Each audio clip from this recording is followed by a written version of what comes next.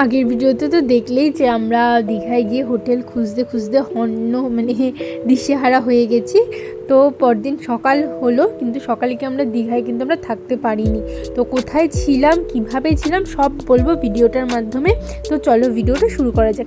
Hi everyone, welcome back to my channel. কেমন আছো তোমরা সবাই? আশা করি তোমরা খুব খুব খুব ভালো আছো, আর আমিও খুব ভালো আছি। তো দীঘায় তো আমরা বিকেলবেলায় সমুদ্র পাড়েই বসেছিলাম, যে হোটেল যদি সন্ধ্যেবেলার দিকে খালি হয় বা কিছু।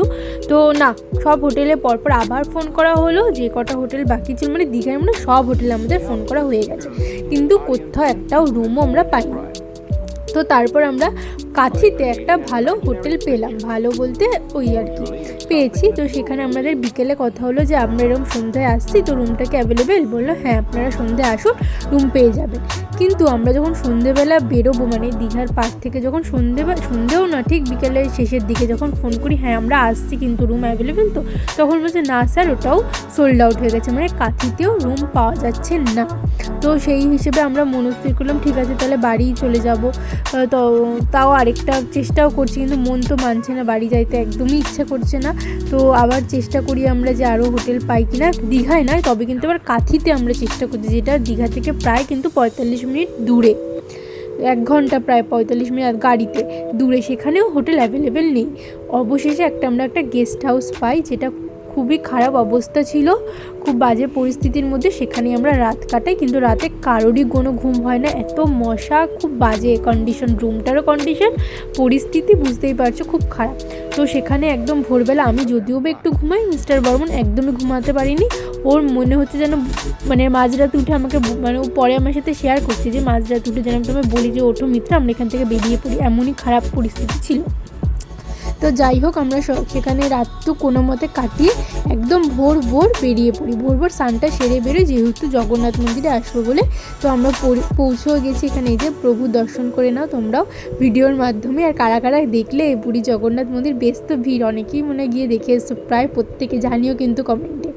তো তারপরে এখানে প্রসাদ গ্রহণের লাইন ছিল, মন্দিরটা খুব সুন্দর লাগলো, সেখানে ঘুরে প্রসাদ গ্রহণ করলাম, করে আমরা চলে এসেছি সোজা উড়িষ্যার চন্দ্রেশ্বর মন্দিরে। আমার ক্লাস ফার্স্ট ইয়ারে একটা মানত করে গেছিলাম এখানে, তো সেটাই আর পুজো দেওয়া হয়নি, সেই একটা পুজো দেওয়ার জন্য এসেছি এই মন্দিরে। এবং এই মন্দিরটা আমার প্রচণ্ডই ভালো লাগে। আর আমার বাড়ির যে শিবটা আছে, মানে আমার বাপের বাড়িতে, সেই শিবটা এখান থেকে নিয়ে যাওয়া। তো এখানে এসে পুজো টুজো দিয়ে আর চলে এসেছি ব্রেকফাস্টে এখানে হচ্ছে এই তেলে ভাজা মুড়ি আর কচুরি অ্যাভেলেবেল ছিল, এটা এখানে খুব পপুলার। তো মিস্টার বর্মন খেলে হচ্ছে কচুরি, তার সাথে একটা তেলে ভাজা। আর আমি যেহেতু একটু ডায়েট মেনটেন করছি, তাই আমি খেয়েছি ডাবের জল। এখানে যে ডাবটা খেয়েছিলাম দারুণ ছিল, মানে পুরো ডাবটায় জল এতটা ছিল, মানে আগের দিন যে ডাব খেয়েছি তার ডবল জল একটা ডাবে ছিল। তো সেটা খেয়ে ব্রেকফাস্ট হয়ে গেছে। আর এই যে মিস্টার বর্মন এখানে জাল দেখছিল, নতুন নেশা মাছ ধরার। তো যাই হোক, তবুও আমাদের হোটেলে চেক ইন করবো 12টার সময়, টাইম হয়নি, তাই আমরা এখানে চলে এসেছিলাম দীঘার যে বিজ্ঞান কেন্দ্রটা রয়েছে সেখানে। তো তারপরেও বললো যে বিজ্ঞান কেন্দ্র যাবে কি অ্যাকোরিয়াম দেখতে যাবে। তো বললাম তাহলে অ্যাকোরিয়াম দেখতে যাই, কারণ কলকাতার সায়েন্স সিটিটা বেশি ভালো লাগে। তো এখানে অ্যাকোরিয়ামে এলাম, অ্যাকোরিয়ামটা বন্ধ ছিল, কিছু একটা মিউজিয়াম ছিল যেটা খোলা ছিল। তো সেটা দেখে এবার চলে যাচ্ছি আমরা হোটেলের দিকে। তো চলো, আজকের ভিডিওটা এখানেই শেষ করছি, কেমন কি হোটেল পরের ভিডিওতে জানাচ্ছি।